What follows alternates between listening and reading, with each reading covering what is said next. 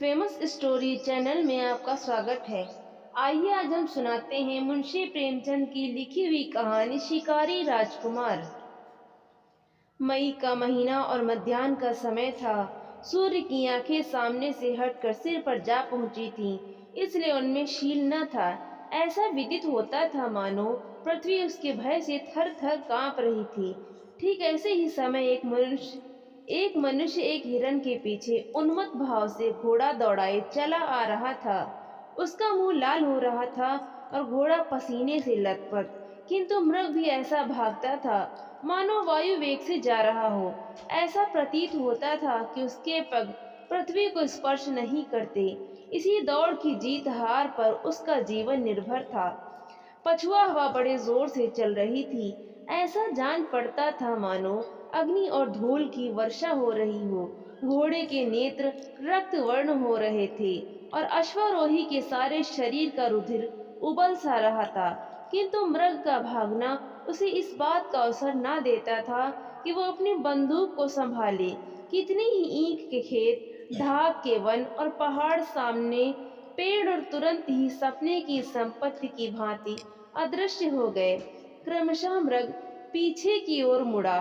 सामने एक नदी का बड़ा ही ऊंचा कगार दीवार की भांति खड़ा था। आगे भागने की राह बंद थी और उस पर से कूदना मानो मृत्यु के मुख में कूदना था। हिरन का शरीर शिथिल पड़ गया। उसने एक करुणा भरी भरी दृष्टि चारों ओर फेरी, किंतु उसे हर तरफ मृत्यु ही मृत्यु दृष्टि गोचर होती थी। अश्वारोही के लिए इतना समय बहुत था। उसकी बंदूक से गोली क्या छूटी, मानो मृत्यु ने एक महाभयंकर जयध्वनि के साथ अग्नि की एक प्रचंड ज्वाला उगल दी। हिरन भूमि पर लौट गया। मृग पृथ्वी पर पड़ा तड़प रहा था और अश्वारोही की भयंकर और हिंसा प्रिय आंखों से प्रसन्नता की ज्योति निकल रही थी। ऐसा जान पड़ता था कि उसने असाध्य साधन प्राप्त कर लिया है। उसने उस पशु के शव को नापने के बाद उसके सींगों को बड़े ध्यान से देखा और मन ही मन प्रसन्न हो रहा था कि इससे कमरे की सजावट दूनी हो जाएगी और नेत्र सर्वदा उस सजावट का आनंद सुख से भोगेंगे। जब तक वह इस ध्यान में मग्न था, उसको सूर्य की प्रचंड प्रचंड किरणों का लेश मात्र भी ध्यान न था, किंतु ज्यों ही उसका ध्यान उधर से फिरा, वो उष्णता से विह्वल हो उठा और करुणापूर्ण आंखें नदी की ओर डाली, लेकिन वहां तक पहुंचने का कोई भी मार्ग न दिखाई पड़ा और न कोई वृक्ष ही दिखाई पड़ा जिसकी छांव में जरा विश्राम करता। इसी चिंतावस्था में एक अति दीर्घकाय पुरुष नीचे से उछलकर कगारे के ऊपर आया और अश्वारोही के सम्मुख खड़ा हो गया। अश्वारोही उसको देख बहुत अचंभित हुआ। नवागंतुक एक बहुत ही सुंदर और हष्ट पुष्ट मनुष्य था। मुख के भाव उसके हृदय की स्वच्छता और चरित्र की निर्मलता का पता देते थे। वह बहुत ही दृढ़ प्रतिज्ञ, आशा निराशा तथा भय से बिल्कुल बेपरवाह सा जान पड़ता था। मृग को देखकर उस सन्यासी ने बड़े स्वाधीन भाव में कहा, राजकुमार, तुमने आज बहुत ही अच्छा शिकार हाथ लगा। इतना बड़ा मृग इस सीमा में कदाचित ही दिखाई पड़ता है। राजकुमार के अचंभे की सीमा न रही। उसने देखा कि साधु उसे पहचानता है। राजकुमार बोला, जी हाँ, मैं भी यही ख्याल करता हूँ। मैंने भी आज तक इतना बड़ा हिरन नहीं देखा, लेकिन उसके पीछे आज बहुत हैरान होना पड़ा। सन्यासी ने दयापूर्वक कहा, निसंदेह तुम्हें दुख उठाना पड़ा होगा। तुम्हारा मुख लाल हो रहा है, घोड़ा भी बेदम हो गया है। क्या तुम्हारे संगी बहुत पीछे रह गए? इसका उत्तर राजकुमार ने बिल्कुल बेपरवाही से दिया, मानो उसे इसकी कुछ भी चिंता न थी। सन्यासी ने कहा, यहाँ ऐसी कड़ी धूप और आंधी में खड़े तुम कब तक उनकी राह देखोगे?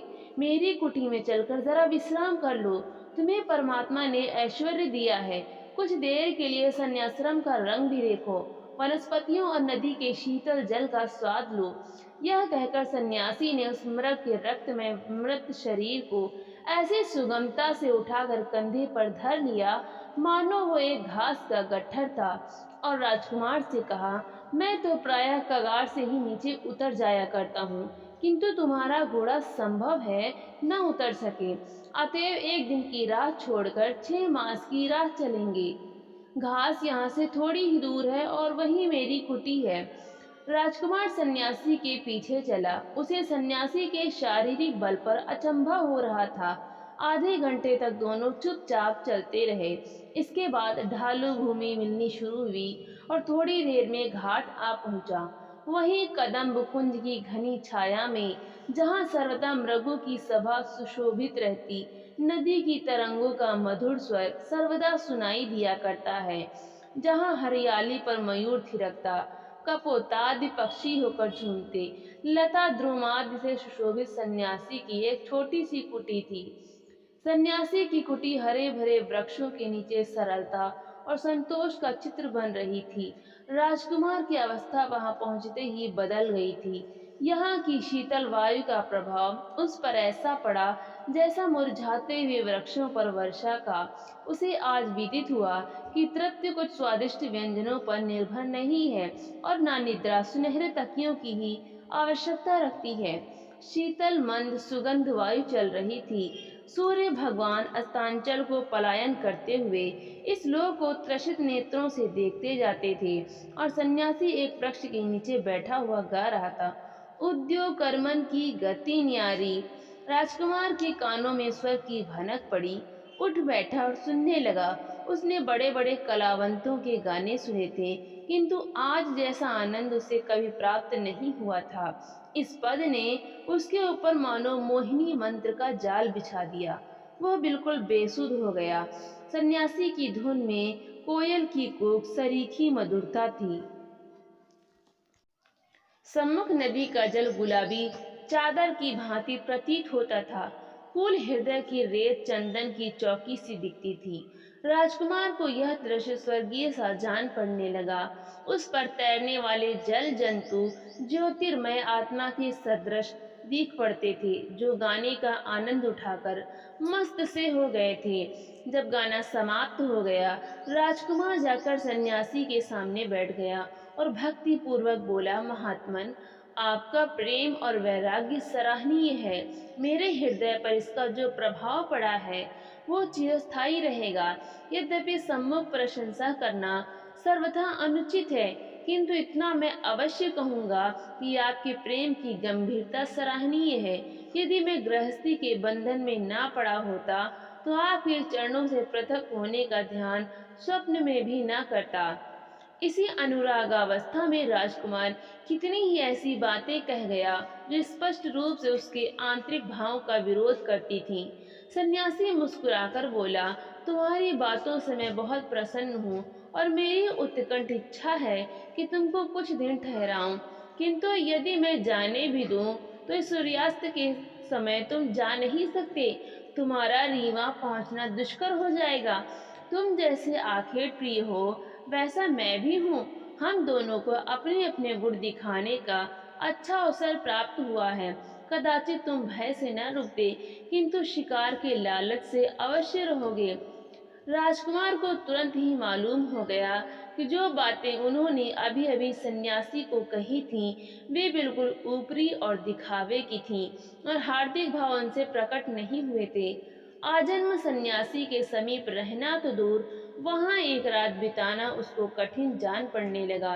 घर वाले उद्विग्न हो जाएंगे और मालूम नहीं क्या सोचेंगे। साधियों की जान संकट में होगी। घोड़ा बेदम हो रहा है, उस पर 40 मील जाना बहुत ही कठिन और बड़े साहस का काम है। लेकिन यह महात्मा शिकार खेलते हैं, यह बड़ी अजीब बात है। कदाचित यह वेदांती है, ऐसे वेदांती जो जीवन और मृत्यु मनुष्य के हाथ नहीं मानते। इनके साथ शिकार में बड़ा आनंद आवेगा। यह सब सोच विचार कर उन्होंने सन्यासी का आतिथ्य स्वीकार किया, उन्हें धन्यवाद दिया और अपने भाग्य की प्रशंसा की, जिसने उन्हें कुछ काल तक और साधु संग से लाभ उठाने का अवसर दिया। रात 10 बजे का समय था। घनी अंधियारी छाई हुई थी। सन्यासी ने कहा, अब हमारे चलने का समय हो गया है। राजकुमार पहले से प्रस्तुत था। बंदूक कंधे पर रखकर बोला, इस अंधकार में शूकर अधिकतर मिलेंगे, किंतु ये पशु बड़े भयानक हैं। सन्यासी ने एक सोंटा हाथ में लिया और कहा, कदाचित इससे भी अच्छे शिकार हाथ आए। मैं जब अकेला जाता हूँ तो कभी खाली नहीं लौटता। आज तो हम दो हैं। दोनों शिकारी नदी के तट पर नालों और रेतों के टीलों को पार करते और झाड़ियों से अटकते चुपचाप चले जा रहे थे। एक और श्याम वर्ण नदी थी जिसमें नक्षत्रों का प्रतिबिंब नाचता दिखाई देता था और लहरें गान कर रही थी। दूसरी ओर घनघोर अंधकार जिसमें कभी कभी केवल खद्योतों के चमकने से एक क्षण स्थायी प्रकाश फैल जाता था। मालूम होता था कि वे भी अंधेरे में निकलने से डरते हैं। ऐसी अवस्था में कोई 1 घंटा चलने के बाद वो एक ऐसे स्थान पर पहुंचे जहां एक ऊंचे टीले पर घने वृक्षों के नीचे आग जलती दिखाई पड़ी। उसी समय इन लोगों को मालूम हुआ कि संसार में इनके अतिरिक्त और भी कई वस्तुएं हैं। सन्यासी ने ठहरने का संकेत किया।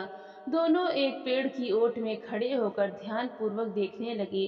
राजकुमार ने बंदूक भर ली। टीले पर एक बड़ा छायादार वट वृक्ष था। उसी के नीचे अंधकार में 10-12 मनुष्य अस्त्र शस्त्रों से सुसज्जित मिर्जई पहने चरस का दम लगा रहे थे। इनमें से प्राय सभी लंबे थे, सभी के सीने चौड़े और सभी हष्ट पुष्ट। मालूम होता था कि सैनिकों का एक दल विश्राम कर रहा है। राजकुमार ने पूछा, यह लोग शिकारी हैं? सन्यासी ने धीरे से कहा, बड़े शिकारी हैं। ये राह चलते यात्रियों का शिकार करते हैं। ये बड़े भयानक हिंसक पशु हैं। इनके अत्याचार से गांव के गांव बर्बाद हो गए और जितनों को इन्होंने मारा है उनका हिसाब परमात्मा ही जानता है। यदि आपको शिकार करना हो तो इनका शिकार कीजिए। ऐसा शिकार आप बहुत प्रयत्न करने पर भी नहीं पा सकते। यही पशु हैं जिन पर आपको शस्त्रों का प्रहार करना उचित है। राजाओं और अधिकारियों के शिकार यही हैं। इससे आपका नाम और यश फैलेगा। राजकुमार के जी में आया कि दो एक को मार डाले, किंतु सन्यासी ने रोका और कहा, इन्हें छेड़ना ठीक नहीं। अगर यह कुछ उपद्रव ना करें तो भी बचकर निकल जाएंगे। आगे चलो, संभव है कि इससे भी अच्छे शिकार हाथ आए। तिथि सप्तमी थी, चंद्रमा भी उदय हो गया। इन लोगों ने नदी का किनारा छोड़ दिया था। जंगल भी पीछे रह गया था। सामने एक कच्ची सड़क दिखाई पड़ी और थोड़ी देर में कुछ बस्ती भी दिख पड़ने लगी। सन्यासी एक विशाल प्रासाद के सामने आकर रुक गए और राजकुमार से बोले, आओ इस मौलसरी के वृक्ष पर बैठें, परंतु देखो बोलना मत, नहीं तो दोनों की जान के लाले पड़ जाएंगे। इसमें एक बड़ा भयानक हिंसक जीव रहता है जिसने अनगिनत जीवधारियों का वध किया है। कदाचित हम लोग आज उसको संसार से मुक्त कर दें। राजकुमार बहुत प्रसन्न हुआ। सोचने लगा, चलो रात भर की भागदौड़ तो सफल हुई। दोनों मौलसरी पर चढ़कर बैठ गए। राजकुमार ने अपनी बंदूक संभाल ली और शिकार की जिसे वह तेंदुआ समझे हुए था बाट देखने लगा। रात आधी से अधिक व्यतीत हो चुकी थी। यकायक महल के समीप कुछ हलचल मालूम हुई और बैठक के द्वार खुल गए। मोमबत्तियों के जलाने से सारा अहाता प्रकाशमान हो गया। कमरे के हर कोने में सुख की सामग्री दिखाई दे रही थी। बीच में एक हष्ट पुष्ट मनुष्य गले में रेशमी चादर डाले, माथे पर केसर का अर्ध लंबाकार तिलक लगाए, मसनद के सहारे बैठा सुनहरी मुहनार से लच्छेदार धुआं फेंक रहा था। इतने में ही उन्होंने देखा कि नर्तकियों के दल चले आ रहे हैं। उनके हाव भाव व कटाक्ष के शूल चलने लगे। समाजियों ने सुर मिलाया, गाना आरंभ हुआ और साथ ही साथ मद्यपान भी चलने लगा।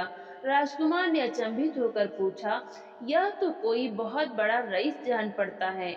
सन्यासी ने उत्तर दिया, नहीं, यह रईस नहीं है, एक बड़े मंदिर के महंत हैं, साधु हैं, संसार का त्याग कर चुके हैं, सांसारिक वस्तुओं की ओर आंख नहीं उठाते, पूर्ण ब्रह्म ज्ञान की बातें करते हैं।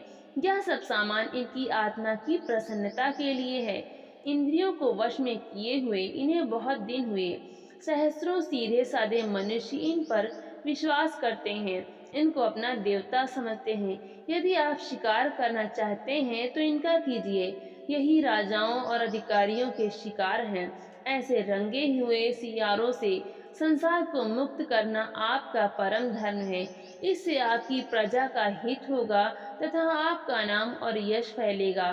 दोनों शिकारी नीचे उतरे। सन्यासी ने कहा, अब रात अधिक बीत चुकी है, तुम बहुत थक गए होगे, किंतु राजकुमारों के साथ आखेट करने का अवसर मुझे बहुत कम प्राप्त होता है, अतएव एक शिकार का पता और लगाकर तब लौटेंगे। राजकुमार को इन शिकारों में सच्चे उपदेश का सुख प्राप्त हो रहा था। बोला, स्वामी जी, थकने का नाम न लीजिए। यदि मैं वर्षों आपकी सेवा में रहता तो न जाने कितने ऐसे आखेट करना सीख जाता। दोनों फिर आगे बढ़े। अब रास्ता स्वच्छ और चौड़ा था। हाँ, सड़क कदाचित कच्ची ही थी। सड़क के दोनों ओर वृक्षों की पंक्तियां थी।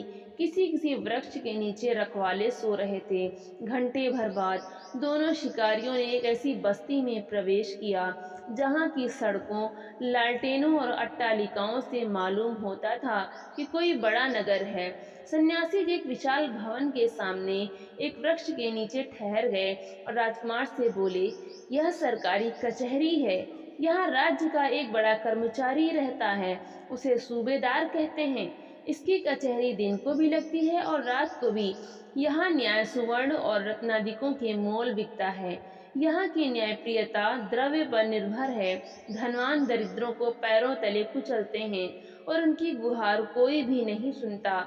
यही बातें हो रही थीं कि यकायक कोठे पर दो आदमी दिखलाई पड़े। दोनों शिकारी वृक्ष की ओट में छिप गए। सन्यासी ने कहा, शायद सूबेदार साहब कोई मामला तय कर रहे हैं। ऊपर से आवाज आई, तुमने एक विधवा स्त्री की जायदाद ले ली है। मैं इसे भलीभांति जानता हूँ। यह कोई छोटा मामला नहीं है। इसमें एक सहस्त्र से कम पर मैं बातचीत करना नहीं चाहता। राजकुमार में इससे अधिक सुनने की शक्ति न रही। क्रोध के मारे नेत्र लाल हो गए। यही जी चाहता था कि इस निर्दयी का अभी वध कर दूं, किंतु सन्यासी जी ने रोका। बोले, आज इस शिकार का समय नहीं है। यदि आप ढूंढेंगे तो ऐसे शिकार बहुत मिलेंगे। मैंने इनके कुछ ठिकाने बतला दिए हैं। अब प्रातः काल होने में अधिक विलंब नहीं है। कुटी अभी यहाँ से 10 मील होगी। आइए शीघ्र चलें। दोनों शिकारी 3 बजते बजते फिर कुटी में लौट आए। उस समय बड़ी सुहावनी रात थी। शीतल समीर ने हिला हिलाकर वृक्षों और पत्तों की निद्रा भंग करना आरंभ कर दिया था। आधे घंटे में राजकुमार तैयार हो गया। सन्यासी को अपना विश्वास और कृतज्ञता प्रकट करते हुए उनके चरणों पर अपना मस्तक नवाया और घोड़े पर सवार हो गए। सन्यासी ने उनकी पीठ पर कृपा पूर्वक हाथ फेरा। आशीर्वाद देकर बोले, राजकुमार, तुमसे भेंट होने से मेरा चित्त बहुत प्रसन्न हुआ। परमात्मा ने तुम्हें अपनी सृष्टि पर राज करने हेतु जन्म दिया है। तुम्हारा धर्म है कि सदा प्रजा पालक बनो। तुम्हें पशुओं का वध करना उचित नहीं। इन दीन पशुओं के वध करने में कोई बहादुरी नहीं, कोई साहस नहीं। सच्चा साहस और सच्ची बहादुरी लोगों की रक्षा और उनकी सहायता करने में है। विश्वास मानो, जो मनुष्य केवल चित्त विनोदार्थ जीव हिंसा करता है, वो निर्दयी घातक से भी कठोर हृदय है। वो घातक के लिए जीविका है, किंतु शिकारी के लिए केवल दिल बहलाने का एक सामान। तुम्हारे लिए ऐसे शिकारों की आवश्यकता है जिससे तुम्हारी प्रजा को सुख पहुँचे। निःशब्द पशुओं का वध ना करके तुमको उन हिंसकों के पीछे दौड़ना चाहिए जो धोखाधड़ी से दूसरों का वध करते हैं। ऐसे आखेट करो जिससे तुम्हारी आत्मा को शांति मिले, तुम्हारी कीर्ति संसार में फैले। तुम्हारा काम वध करना नहीं, जीवित रखना है। यदि वध करो तो केवल जीवित रखने के लिए, यही तुम्हारा धर्म है। जाओ, परमात्मा तुम्हारा कल्याण करे। तो दोस्तों, आपको ये कहानी कैसी लगी? जो भी कहानी सुनी हो कमेंट में ज़रूर बताएं। वीडियो को लाइक करें, शेयर करें और चैनल को सब्सक्राइब करना बिल्कुल भी ना भूलें। तो मिलते हैं अगली नई कहानी के साथ। बहुत बहुत धन्यवाद।